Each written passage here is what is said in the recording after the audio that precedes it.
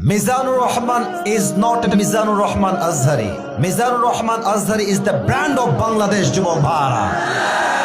আমরা আগে মনে করতাম যে খেলোয়াড় হলেই শুধু সেলিব্রিটি হওয়া যায়, আমরা ভাবতাম নায়ক হলেই সেলিব্রিটি হওয়া যায়, আমরা ভাবতাম গায়ক হলেই সেলিব্রিটি হওয়া যায়। বাট আজহারি সাহেব প্রমাণ করেছেন নায়ক হয়ে শুধু নয়, গায়ক হয়ে নয়, খেলোয়াড় হয়ে নয়, একজন ইসলামিক লেকচারার হয়েও পুরো বিশ্বে সেলিব্রিটি হওয়া যায় যুবক ভাইরা, ঠিক কিনা বলে? আগে আমাদের মায়েদের স্বপ্ন আমরা দেখতাম, অনেক মায়েরা বলতো আমার ছেলে বড় হয়ে খেলোয়াড় হবে, আমার ছেলে বড় হয়ে গায়ক হবে, আমার ছেলে বড় হয়ে নায়ক হবে, আমার ছেলে বড় হয়ে ইঞ্জিনিয়ার হবে, আমার ছেলে বড় হয়ে ডাক্তার হবে। স্বপ্ন এখন আগের মতো নেই। It has changed totally and completely. এখন লক্ষ কোটি মায়ের স্বপ্ন আমার ছেলে আজহারির মতো ইসলামিক স্কলার হবে যুবক ভাইরা। এবং খুব ভালো করে খেয়াল করে দেখবেন, মিজানুর রহমান আজহারিকে জামাতের ট্যাগ দিয়ে এই দেশ থেকে কিছু কুলাঙ্গাররা বিদায় করেছিল যুবক ভাইরা।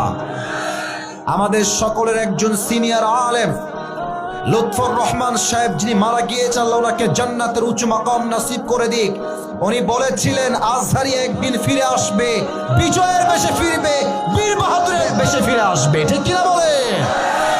আজহারি সাহেব বলেছেন আজকের মাহফিলে ভারতদেরকে উদ্দেশ্য করে যে তোমরা নিজের চরকায় তেল দাও, আমাদের দেশ নিয়ে তোমাদেরকে ভাবতে হবে না।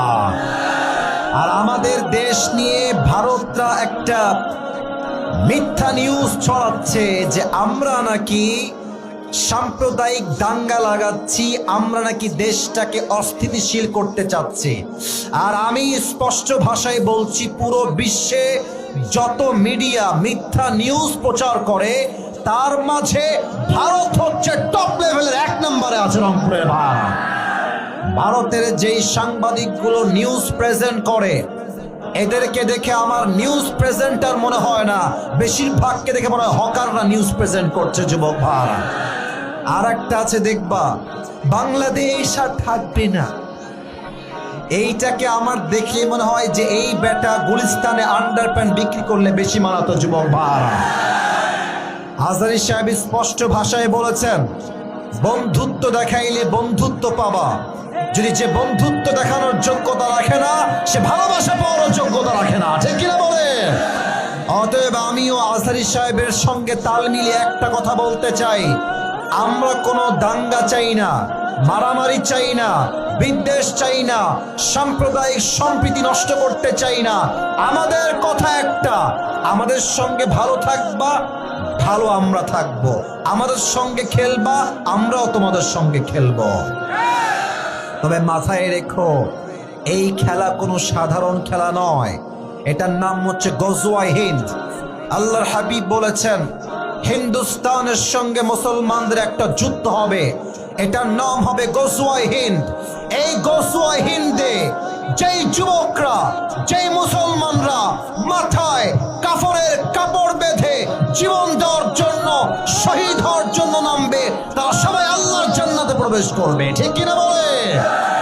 অতএব আমি আমার শেষ কথা স্পষ্ট ভাষায় বলতে চাই, আজহারি সাহেব দেশে ফিরে এসেছেন।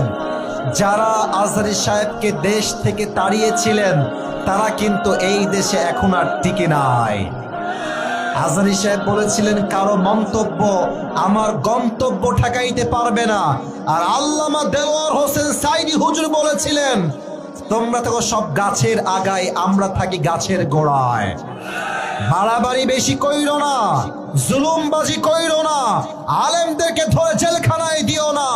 18 কোটি মানুষ গাছের গোড়ায় একটা ঝাঁকুনি দিবে, মামুর বাড়ি দিল্লি গিয়ে তোমরা পড়বা, দিল্লি গিয়ে পড়েছে।